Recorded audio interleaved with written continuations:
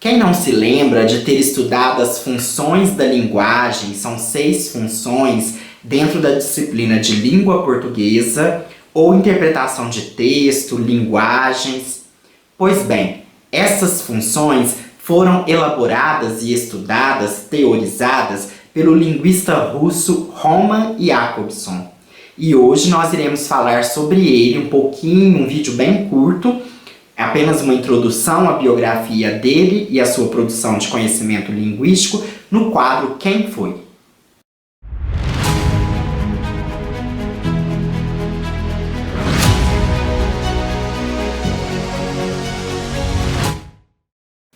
Quem foi Roman Jakobson?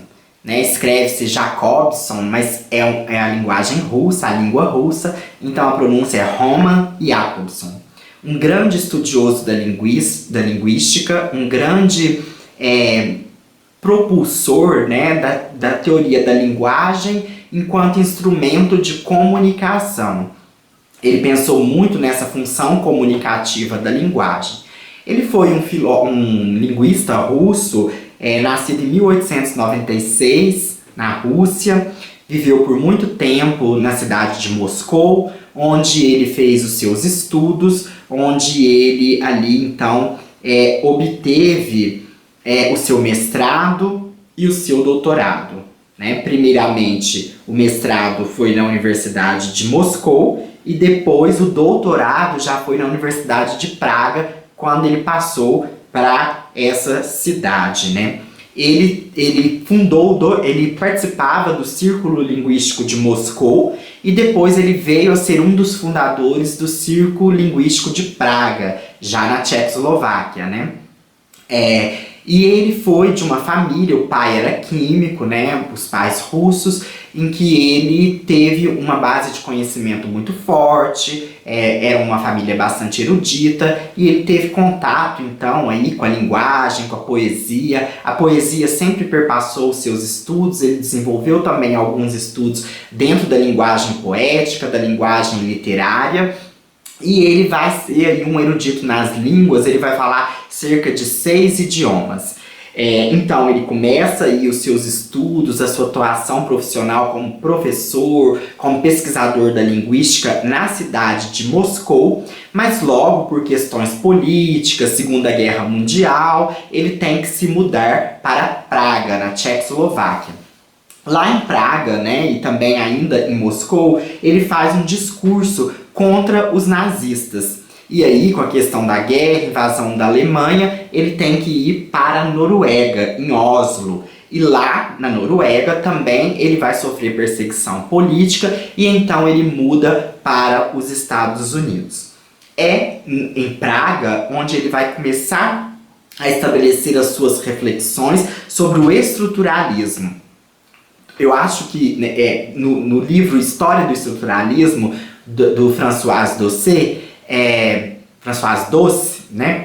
nós temos aí que, se eu não me engano, a primeira vez que o termo estruturalismo foi usado foi por Roman Jakobson, nem foi por Saussure. Saussure não usa muito o termo estruturalismo. E aí nós temos, então, esse começo desse pensamento sobre o estruturalismo e já nessa função comunicativa da linguagem. A sua principal obra, uma obra bastante importante que cai em muitos concursos, em muitos roteiros e bibliografias da linguística, é Linguística e Comunicação, que no Brasil está publicado, a edição que eu tenho aqui, Cultrix, pela editora Cultrix, em 2001. Vamos pensar aí na sua atuação nos Estados Unidos. Ele passa por várias universidades, Harvard, universidades em Boston, e ele morre em Boston. O seu campo teórico em 1800, aos 85 anos, em 1982.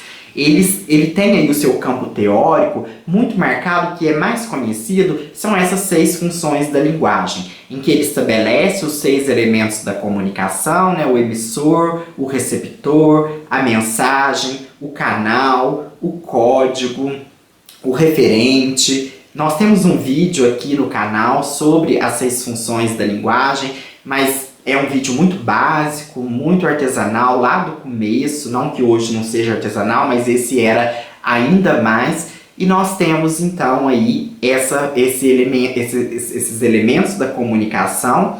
As críticas que vão sofrer é porque esse elemento não é muito fixo, não é muito estático. Ora você está como emissor, ora você está como receptor, aos ruídos, às interferências, né? Depois na análise do discurso a gente vai ver que interfere a ideologia, interfere o posicionamento do sujeito, o inconsciente, as condições de produção, e vamos perceber as 6 funções da linguagem. Nós temos a função emotiva centrada no emissor, a função conativa ou apelativa focada no receptor, a função poética centrada na mensagem, a função metalinguística centrada no código, a função fática ou de contato ela é centrada no canal, né, para testar aí o canal, e a função referencial ou denotativa centrada aí no referente, né, a linguagem para transmitir conhecimento.